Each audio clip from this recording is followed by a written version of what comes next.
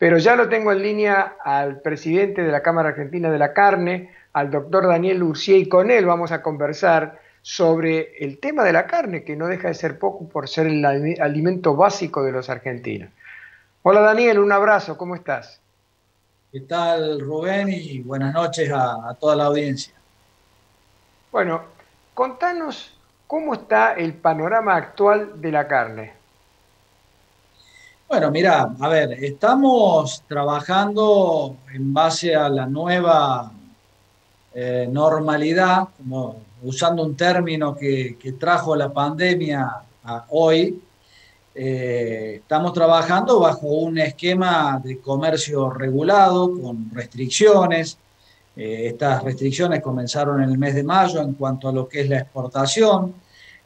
Eso de alguna manera también tiene incidencia en cuanto a toda la actividad. Eh, Sigo insistiendo, el mercado argentino está muy bien abastecido de todas las carnes. Ya hoy, para hablar de abastecimiento, tenemos que hablar de carne vacuna, porcina y aves, aunque el relevamiento de precios que se basa en la encuesta de hogares del año 2005 y 2006 no considera el cerdo, y el cerdo hoy ocupa casi un 20% de nuestra dieta de proteína animal, que son las situaciones que nos pasan en Argentina. Por allí no llevamos al compás de la realidad la adecuación de indicadores de normativa, y luego nos asustamos por el índice de precios. Y bueno, el índice de precios con una inflación del 50%, la verdad que es un indicador que lo mínimo que te tiene que mostrar es que va a la par del indicador de inflación, no hay otra alternativa. Después se busca dar explicaciones, eh, tratando de identificar responsables, y la verdad que los responsables de la situación económica no es el productor primario, no es el industrial alimenticio, no es el frigorífico o el carnicero. Entonces los precios que hoy tenemos en Argentina son los precios que nos merecemos en función de la realidad económica, social de Argentina. Otra explicación no la hay. Acá no hay Es decir, vivos. que por lo que vos estás diciendo, Daniel, las causas son exclusivamente políticas, es decir, la política es la que ha decidido cómo va a ser la economía, el control de precios, el déficit fiscal. La política está decidiendo todo, y si la política falla, falla todo. Es que bueno, yo creo que en algún momento vamos a tener que admitir el gran fracaso de la sociedad argentina. Los políticos son expresiones de la sociedad, no son extraterrestres, Rubén. Entonces, yo no digo tiene que asumir el fracaso la política, tenemos que asumir el fracaso como sociedad primero, para luego decir, esta forma de gestionar el Estado bajo estos lineamientos han fracasado. Eh, yo creo que te lo he dicho, cuando a mí una propuesta me dice soluciones mágicas, yo me espanta, porque las soluciones mágicas no existen. Acá la solución de Argentina pasa por una década de gestión prudente con sacrificio de toda la sociedad, generando empleo privado, porque acá, por sobre todas las cosas, hay que generar empleo privado, porque el empleo público se sostiene a través de los impuestos, impuestos que paga el sector privado. No hay una retroalimentación de que el sector público sustente el propio Estado. El que crea eso no entiende nada, y la verdad que en algunos lugares sí tiene que estar presente el Estado, pero siempre con contrapesos.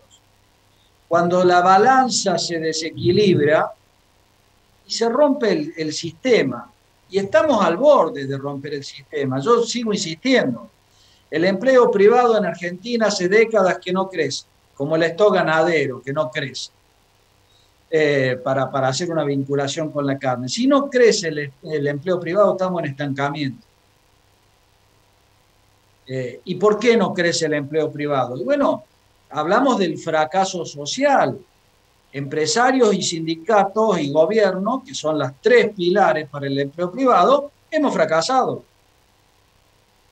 Y este Claro. esquema de doble indemnización, que fue la única herramienta que se le ocurre en la pandemia para preservar el empleo, lo único que genera es que haya más empleo precarizado.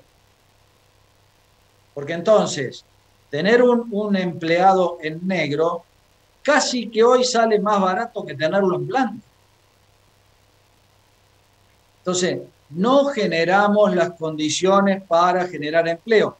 Bienvenido sea que hoy, por ejemplo, la Iglesia está hablando de que el mérito es importante, que destacarse, esforzarse debe ser premiado, porque durante mucho tiempo en Argentina nivelamos hacia abajo. Entonces, hoy que por el rol importante que cumple la Iglesia en Argentina, que se esté dando ese mensaje es importantísimo. Que yo he tenido la suerte de leer la historia de Singapur, y Singapur nace en el año 1950 y es un país muy pobre. Y hoy es una de las primeras economías del mundo y se destaca por su nivel de educación y su nivel de esfuerzo.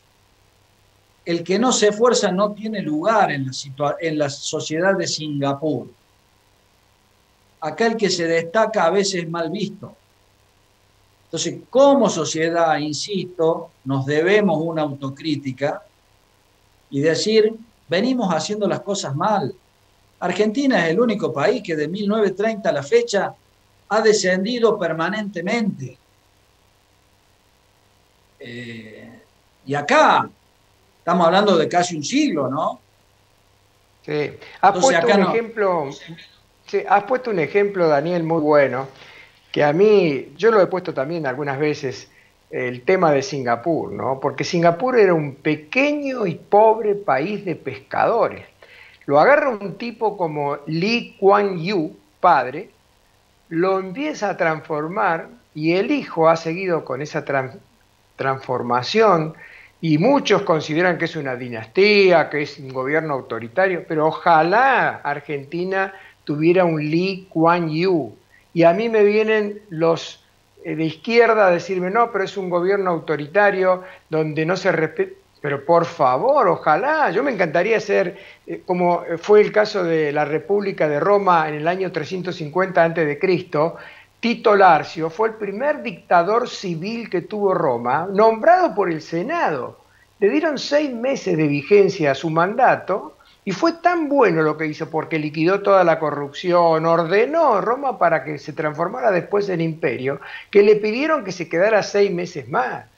Ojalá tuviéramos en la Argentina un Tito Larcio, un Lee Kuan Yew, como en Singapur. Entonces, todo esto se termina bastante rápido, pero así como están las cosas, este pueblo no está preparado para un vuelco hacia un mediano liberalismo. No digo un liberalismo ortodoxo o ultrans, no, no, una salida, aunque sea de este socialismo utópico que nos viene gobernando hace más de 70 años. Mirá en qué estado estamos, con la pobreza que tenemos, con la ignorancia que tiene el pueblo argentino. Bueno, ahí Pancho Luján me hace seña de que nos quedan 2 minutos, así que te cedo la palabra para que hagas un cierre de lo que más te guste. Bueno, Rubén, yo creo que estamos en instancias electorales y, y todo esto que venimos hablando me parece, a mi criterio, que la sociedad argentina va madurando, y esto que yo te decía del facilismo, me parece que ya a fuerza de los distintos veces que le han fallado a la sociedad esas promesas vacías, esas promesas mágicas, me parece que la sociedad está haciendo ese clic. Me parece que nos estamos dando cuenta que la salida va por otro lado. Y esto es un proceso. Los procesos, los cambios sociales y culturales son lentos. Pero creo que estamos en el comienzo de ese proceso de cambio. Ojalá que se consolide, ojalá que aparezca mucha gente de la sociedad que no se involucra, y ese no involucrarse significa que otro ocupa el lugar, y que muchas veces buscan ocupar lugares de gobierno para beneficio propio y no para el beneficio de la comunidad. Hablando de Singapur, tuve la oportunidad de conocer el embajador de Singapur para Latinoamérica hace un par de años atrás. Un empresario naviero muy exitoso, que no pudo decirle que no al ser designado embajador para Latinoamérica, porque es una distinción de honor, no es algo que buscó. Le ocupaba tiempo, le ocupaba responsabilidades que debía cumplir y debía hacerlo bien. Y fíjate la diferencia que planteamos entre unos y otros. Acá tenemos gente que ha hecho una carrera política, que llevan 40 años en la gestión pública, en distintos cargos, y eso no está bueno.